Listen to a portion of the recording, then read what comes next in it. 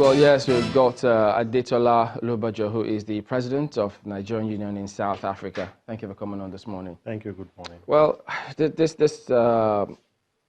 matter, it resonates with the country because it's not the first, not the second, not the third. We have seen what the Senate, where they are at this moment. We understand what the country yesterday, we had it on News at 10, issuing that travel alert as well to Nigerians in South Africa. What can you tell us about this particular case? Yeah, this particular case is actually a case that should have been avoided. It's not something that we should be discussing at this moment because looking at this case alone may not actually paint the true picture of what is actually happening. But it's very, very disheartening that even almost a month now, there is no any concrete steps that have been taken by the South African authority. What we learned is that the lady was actually killed in a hotel room. So we don't know. There is no anybody that can actually say it with authority to say this is how or what happened. But the autopsy report says that she was strangled. That's the suggestion. That is what the autopsy report came out with. But we still need to know what led to the strangulation, because when there is investigation, a lot of things will be opened up, and then quite a number of times when Nigerians are killed in the country, we know at every point in time is either strangulation or shot dead or suffocated. Those are the things that always come up at every point in time. What has been the response so far from the South African government, especially when it has to do with murder cases like this one is?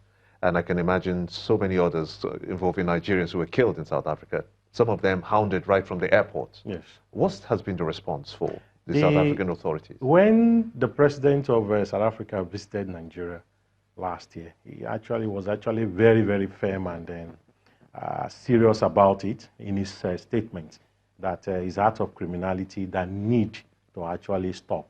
But a little or nothing has been done so far, because if something has been done, the killing will have actually reduced.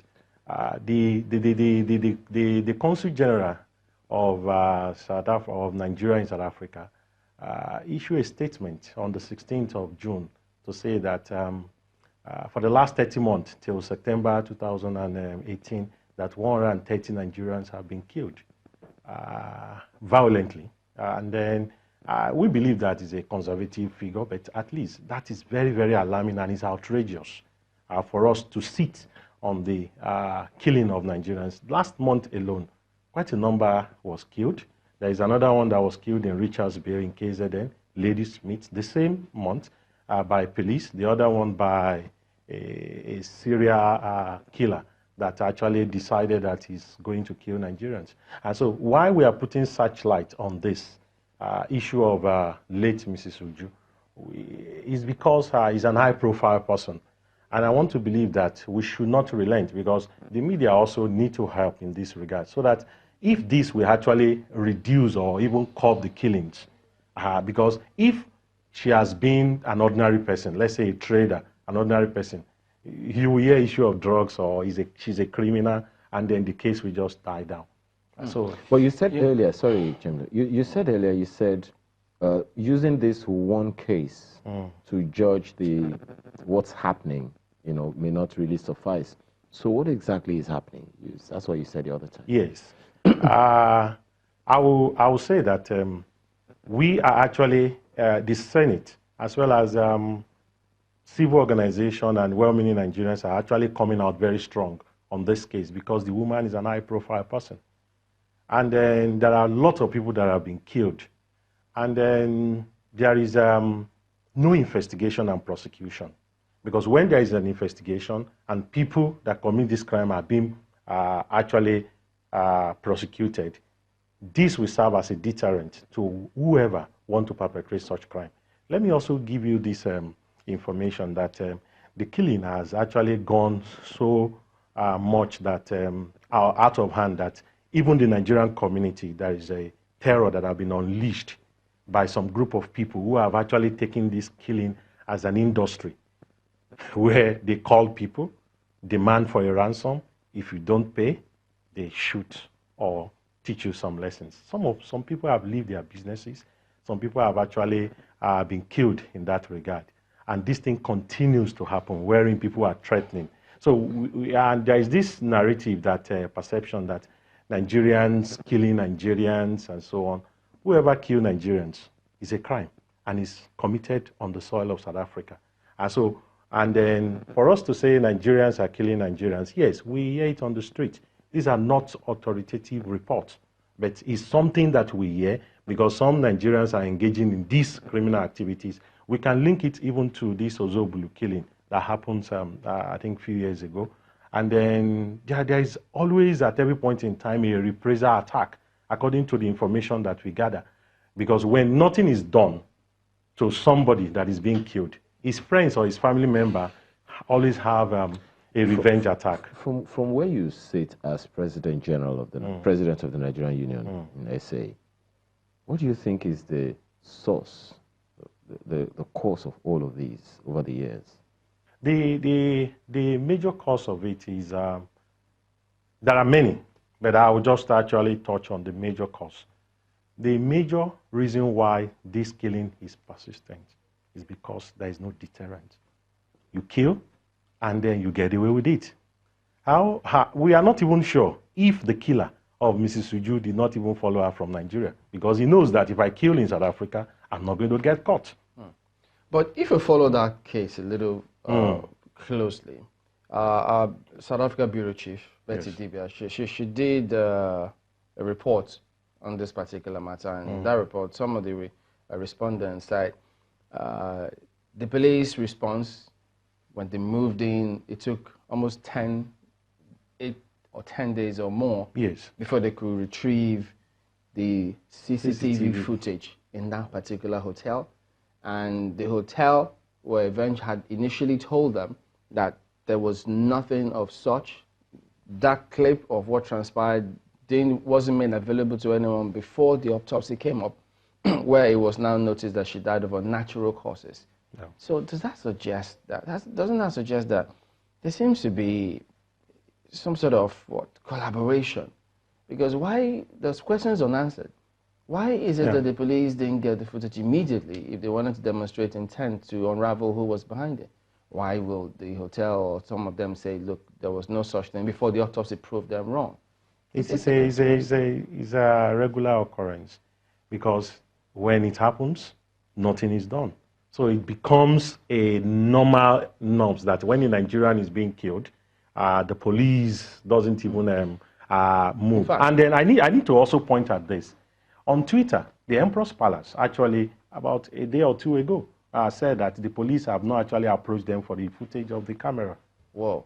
It is on Twitter. Let's take a look at this report. Maybe it will shed some light on what happened at that time. Elizabeth Obiano Dubisi had been attending the 46th African Insurance Organization Conference here at Emperor's Palace, Kempton Park, Johannesburg. She was even at the final dinner party, but since her unresponsive body was discovered in her hotel room here, the uproar is yet to die down. Alexander Dubisi, her cousin, was the first family member on the scene. When the room was opened and I stepped into the room, if you've been a traveler who has a flight to catch, you would probably understand how the room of somebody who is about to pack her things and get on a plane. Number one, there was no broken glass. There was nothing broken in the room. All that seemed out of order was the fact that I was looking at a dead body. Her clothes were, you could see a semblance of the fact that she was about to probably dress up. And, her bags were, opened. Some of her medication were still on the table and all. Her phones were there. Her phones were still there and all. And there was no iota of, or any atom of any kind of, struggling. A heart attack verdict had been accepted by the family and friends, but the uproar began when the death certificate and autopsy read death by unnatural cause. Alexander Ndubisi confirms both documents circulating on social media are authentic, as they were handed to him first.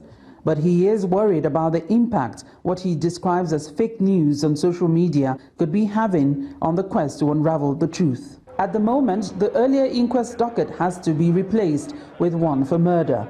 And we can confirm that the original investigating police officer, Sergeant Sakane Madukwe, has resumed from her leave to take over the case. She has also given her word to obtain the Form 205 required to request CCTV footage of her last movements.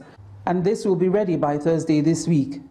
Nigeria's Consul General to South Africa, Mr. Godwin Adama, who has been following up on the case, calls for restraint in people's utterances and is also appealing to Nigerians visiting the country to always inform or touch base with the missions when they arrive. Aside from trying to take possession of the CCTV footage, we are also pursuing the fact that initially an inquest was opened into this case because we had not known it was a murder until after the autopsy report. So we are now ensuring that a murder case is what will be investigated, and that process is on. Meanwhile, many unanswered questions abound. Was Elizabeth Obianujun Ndubisi killed? Who stood to benefit from her death? Could the first responders have bungled her resuscitation procedure? Could there have been a mix-up in her autopsy report? The aged pathologist stands by his initial autopsy report and was open to the family seeking a second opinion. The more than 18 hours of CCTV footage we have watched shows no visible foul play. So at this point, many questions remain unanswered. Meanwhile, further forensic examinations on the body of the deceased will not be possible from here in South Africa, as the remains have been successfully repatriated to Nigeria and burial scheduled for the 25th of July. From the Emperor's Palace, Kempton Park, South Africa, Betty Dibia, Channels Television News. Do you think that some of those questions will ever be answered in terms of what really happened? If we continue with the same way that cases involving killing of Nigerians are being handled, it will not be answered. Before we get answered, another one will happen and then we forget about it. And that's one of the reasons why that where we sit, we are not actually losing hope or relenting on putting media around it, because our people need to know what is happening. What is the Senate's intent going to, what will it bring out? Because they say that they want the Consul General to come appear before the Senate. They want some key actors also to appear before the Senate. Do you think it will result in anything? I believe that that's the very good step, because it's in the right direction. A situation whereby Nigeria will be killed and then most of these government officials are in their comfort office. They just send a report and we accept it. But now, this Senate is actually taking the bull by the horn, you know, by issuing a travel alert, by speaking out against it, and even inviting our envoy there to come for questioning. That will make them to actually leave their office, to actually get into the root of the matter. But that was kind of cooperation. Let's talk about the cooperation of the South African authorities. Political will is needed to secure their cooperation. They will resist because they don't want to be seen in a bad light. But there should be some level of political will on the side of our government. Diplomacy is very, very clear about how to solve this kind of problem. Is it a hate syndrome against the Nigerian people in South Africa? It's part of it. Because we've had xenophobic attacks. Yes. Now it's becoming murder. I think South Africans have had cause to, interface with some Nigerians who travel to South Africa, who had to actually live most of their lives in South Africa. And they tell me that even from the airport, yes, some Nigerians are tracked, hounded, and then even robbed along the way. Yes. So is this hate thing, how do you resolve a hate disposition against the people? So much so that in the past, you said couple of months, Yes. About 100 and X number of Nigerians have been killed. That is disturbing in itself.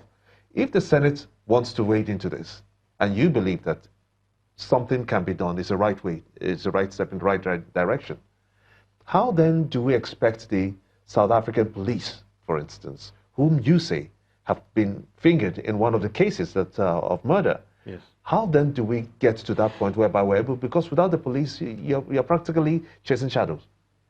Yes, you see, this even this incident that happened is actually as a result of the xenophobic attacks that we're talking about, because it's in different form.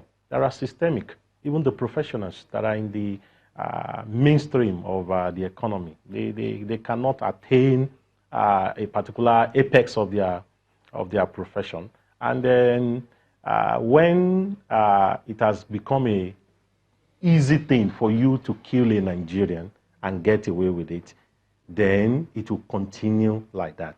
But on the aspect of the police in South Africa can work. If they want to unravel this murder, it will take them little or nothing to do it. And so that's why I will go back to say that the political will of our government to actually impress on them.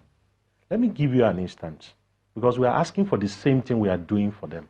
Last year, if you can remember, a lady actually was allegedly killed her boyfriend, a white Afrikaner that came to Lagos to meet her. The first 24 hours, what we heard was that the guy actually committed suicide using his belt. But when the Nigerian police moved in, they discovered that there is discrepancy in it.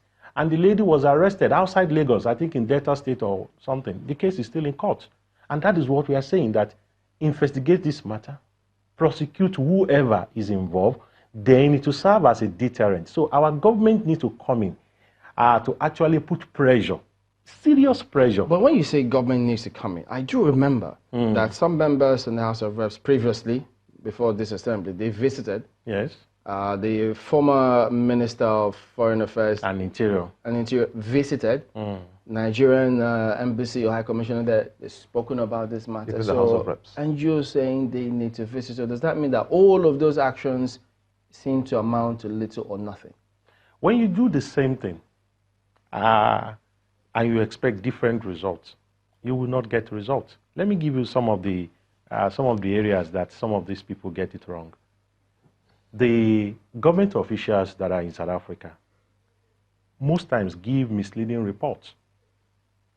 They give misleading reports to the Nigerian government, and when these people visit, they visit them also in their office.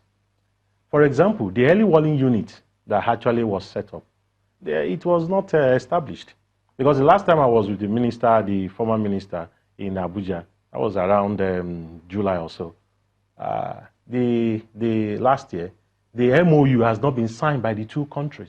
They keep on sending it back and then amending it at every point in time. Why the people continue to die? I want to believe that the trust deficit that is actually between the community, the Nigerian Union, and the police, that you cannot actually, you don't know what the police will do with the information you are going to give, will have been given to the high-powered, constituted early warning unit if it was established, and that can actually be tackled at the highest level. So there is little or nothing we can do. And I will also say this, that we can also use, which we have done, to use a private investigator to unravel some of this matter.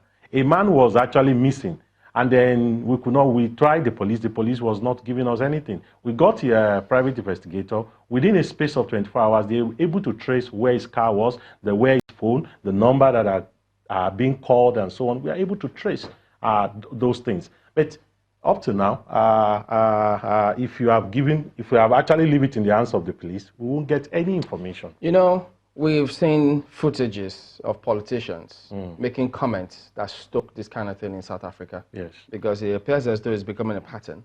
When they want to contest for elections, they make certain comments. Even the current president of South Africa make comments about foreigners, how they were going to get foreigners out. So if you don't listen properly, that may, stoke the fire. It may encourage those who have been killing foreigners to go ahead and carry out those actions. So is that a contributory factor to what is going on? Do you think that the police in South Africa perhaps may just look to the commentary and body language, if you will, of some of these politicians and don't move as fast and as professional as they may be, as they should? Yes, the politicians are actually fueling some of the attacks that are happening in Nigeria, and then the apathy of the law enforcement. In South Africa? Also. Yes, the politicians, the South African politicians, as you have rightly said, because when there is an election, what they use most times, part of their instrument of winning votes, is to actually say something about foreign nationals. Because the sentiment of the people at the lowest level is that the foreign nationals are coming to take their jobs, to take their wives, and so on. So that sentiment is there. So the politicians use such sentiment, which is actually very unfortunate. And when such thing is being done by the politicians in South Africa, our own politicians, because what we do most times is to actually engage some of the government officials, because when that happened, we wrote to them, we engaged them, but we need a very strong political will of our own political class also to actually take action, not rhetorics. Rhetorics, we are protesting, we are going to get to the root of the matter. But you say on 130 cases. You say there's a conspiracy of silence. How do you get past that? From the South African, yes, we just have to continue putting it out in the world. And then our political class also in Nigeria need to take action. You see, when you don't take serious action, for example, when I engage some of them, they will tell you that, okay, this thing is actually on citizen to citizen level, so they could not. But it's affecting even the trade diplomacy, because some of the professionals will not want to visit South Africa. Like, if we visit South Africa now, they are not safe. That's where I'm going. So give us a picture now for those who may be thinking about visiting or not visiting as a result of what they read and heard. Where does this actually happen? Which parts of South Africa? So if anyone wanted to go, where is it prevalent? Where should people avoid? How should people go about this? You see, saying that a particular place is safe will be misleading. I will be misleading people, because if you look at the statistics, it's not only happening in Johannesburg. In recent time, we had a lot of killings in Pretoria. We have, even 2 months ago, we have 2 in Cape Town. And so it's not actually, last month, we had 3, 2 by police, 3 in KZN province. Very cool area, Richards Bay, Ladysmith, they are very, very nice area. So to say that a particular place is actually safe for Nigerians, okay, when you come, you go to a particular place or so, I will be saying that is actually misleading. So, incidentally, some people have actually said that yes. You know, that it doesn't happen everywhere, that it just happens in certain pockets of areas. Is there any area where it's prevalent? You see, when such people say such a thing, there are facts.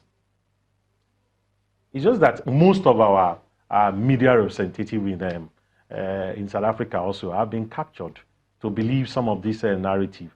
Because I'm giving you something that you can actually check that is actually there. We have the inquest number to check with the South African police in the media. I've actually told you about 3 provinces that this thing has happened for the last 1 or 2 months. And so it is not, though before it was actually Johannesburg, our 10th province, but it moves gradually because there is nothing to stop it. It moves gradually to Pretoria. It happens in Cape Town, it happens in KZN, it happens in Northern Cape. A lot of Nigerians have been killed in Northern Cape. Do you think Nigerians will take very seriously this travel alert? I think they are already taking it very seriously, because I have some friends that are supposed to visit, and they are considering, because one of them told me and said that if you want to visit, you need to arrange a private security, which is going to increase financial burden. So it's not going to be taken very, very serious at the beginning. But if this noise that is around this killing did not go down, it will be taken serious, because a lot of people that visit some people doesn't even know that a traveling alert has been issued. And so the rhetorics that we are going to do this, we are going to do that, is boring now. Well, let's take a look at some practical cases, how government has tried to intervene in this matter. What did they do? What kind of results did they get? You've been there for a while. You've been in several of these meetings. Could you give us an example, the efforts that even the National Assembly, some members have taken? What kind of result did you get? There have not been any result so far because the killing continues. So until when the killing actually is stopped or reduced, that is when we can say there have been some results. There is no. Did you attend any meeting? Were you there at the point where the current Speaker of the House of Representatives, I think at the time he was the leader of the House, he was part of those who visited South Africa on the xenophobic attacks? Yes. Were you there when he spoke to the Nigerians?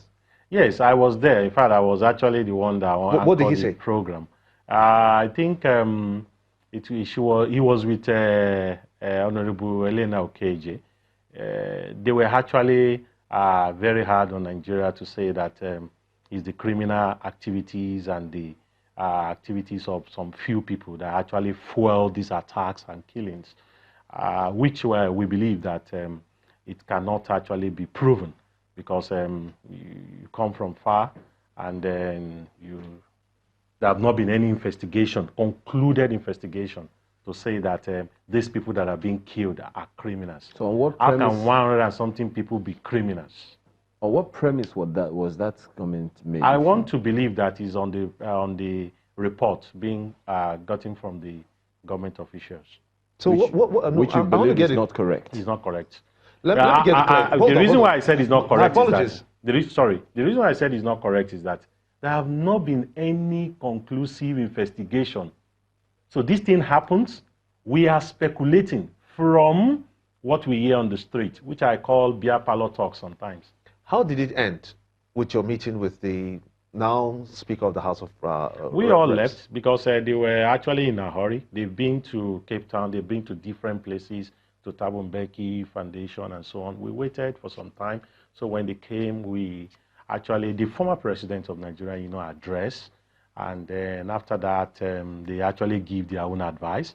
The current speaker, he actually advised Nigerians to actually come up with proactive steps to solve the problem of crime and so on, that will help in reducing the killing. Then after that, they were actually in a hurry to go back to Nigeria. So was this perception or was this line of talks, was it that they believed, or there's a strong belief that the crimes that were perpetrated, people Nigerians killed were basically criminals? Yes. That's the narrative? That's the perception.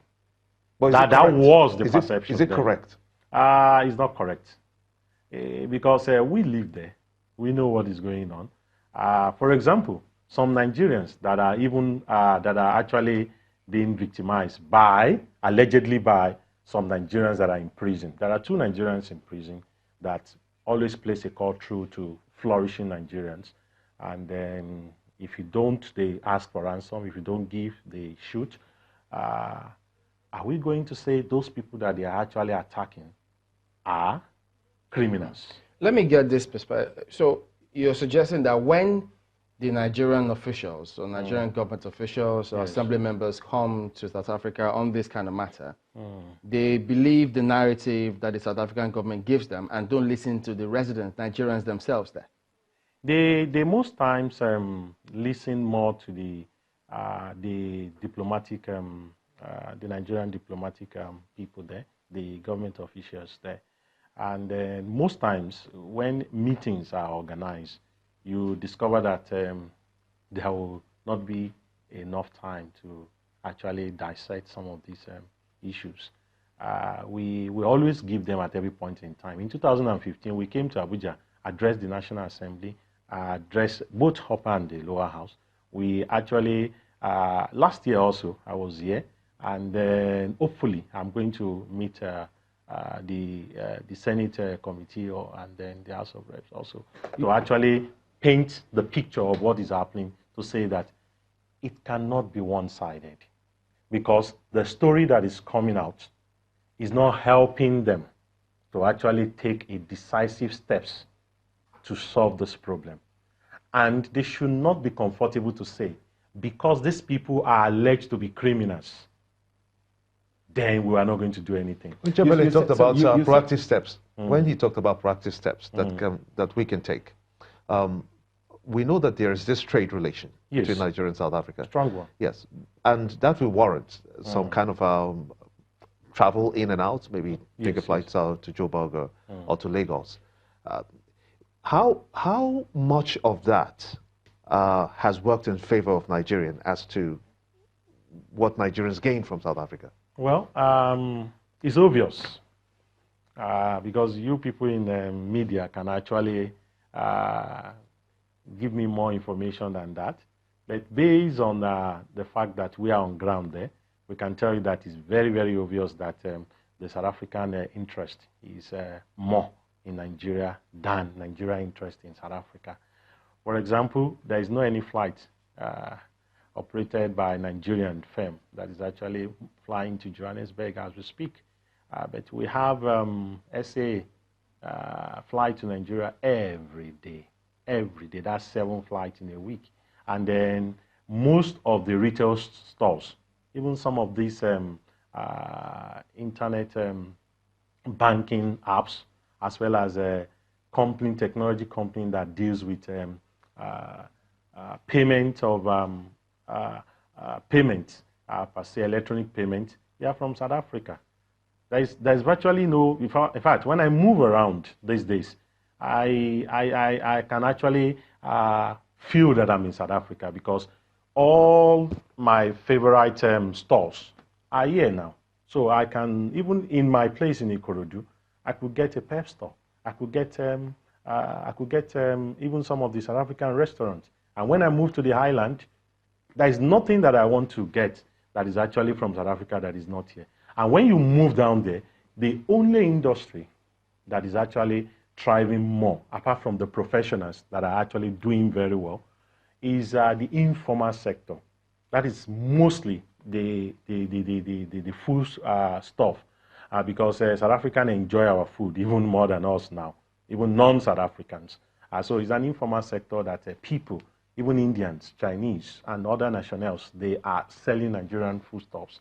But you hardly see Nigerian companies in South Africa. How many of our banks are there? But they have their banks here.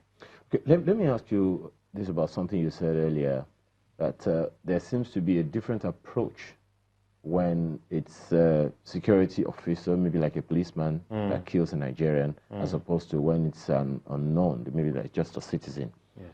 Could you please expatiate on that? Okay. Why is that? Now, the system in South Africa is, if a murder is committed, any crime is committed, you report to the police launch investigation into it. If the prosecutor is convinced that there is enough reason to take it to court, they take it to court.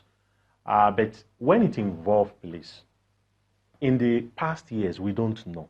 But as time goes on, when we dig deep, we got to know that when it involves police, like when the police allegedly malandu and lead to killing, not even malandu alone, not even killing alone, if a police is not doing what it's supposed to do, and then there is an independent body, it's HIPID, that is Independent Police Directorate, Investigative Directorate.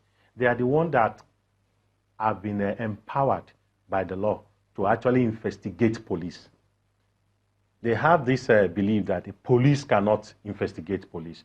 So that is one of the reasons why that in the recent time, most of the cases that are involved, immediately we get to know that, because before, what we do is just that we go to police station to report police. They open a case, it dies down there. But now, we go to the IPID. And the IPID, they are actually cooperating. The IPID, they are actually cooperating. So when it involves anything that has to do with police, most of the cases are in court. The one in Durban is in court. The one in Johannesburg is in court. There's another one around the Northern Cape is in court now. And so most of the cases that involve police, malhandling, or allegedly killing a Nigerian, maybe through shooting or suffocation, they are actually in court because the IPID are there to add their independent body. They have jurisdiction to enter into any part of the police station to get information. And then those cases are in court. So the political will of IPID to actually investigate police is yielding results.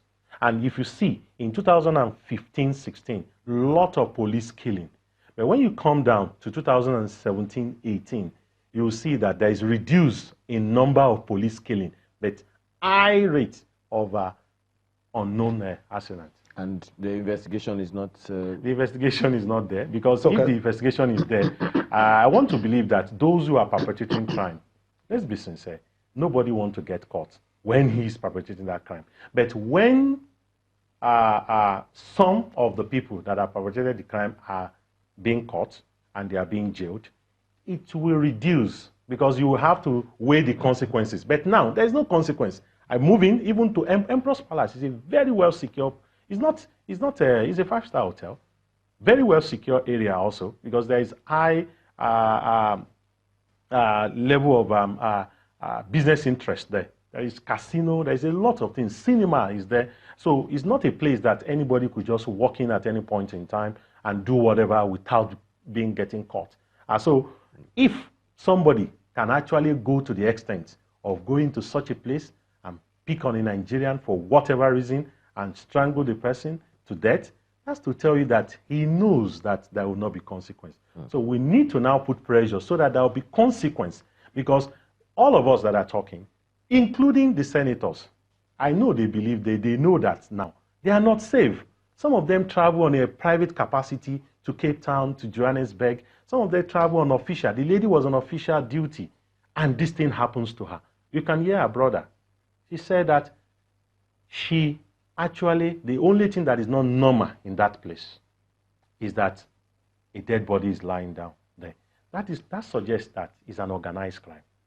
It's something that is planned, because there is no break-in, there is no... Can the IPID get into this case? The IPID cannot get involved because it does not involve police.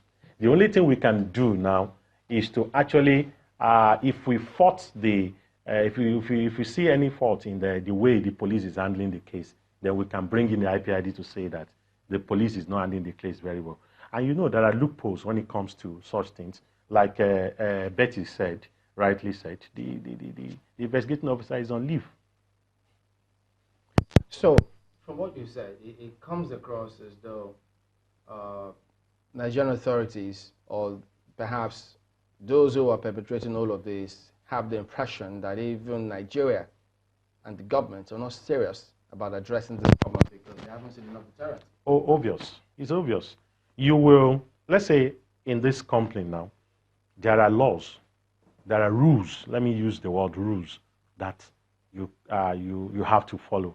You cannot actually overstep some boundaries. You cannot go out of some boundaries.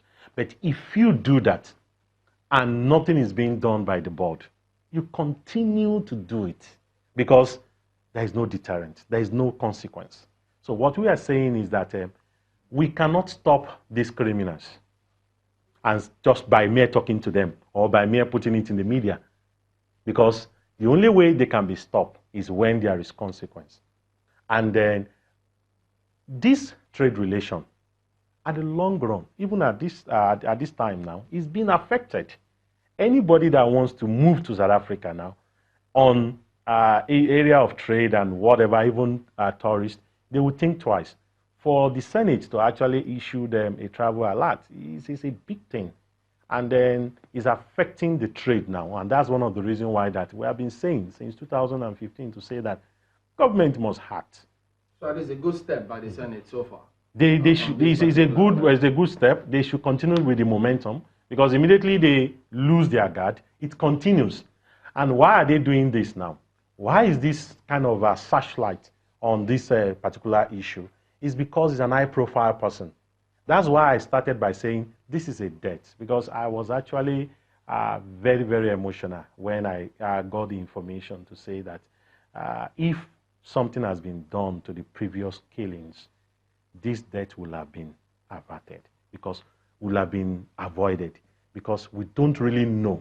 Everybody will speculate. People will write a lot of things on the media. They will say all sorts of things and so on, but nobody can come out with concrete. Like I said, it's on the, I was actually reading it on the Twitter. The Emperor's Palace is claiming that the police has now approached them for the footage. Why the police said that there is nothing that is actually in the footage. So before, the suggestion was that even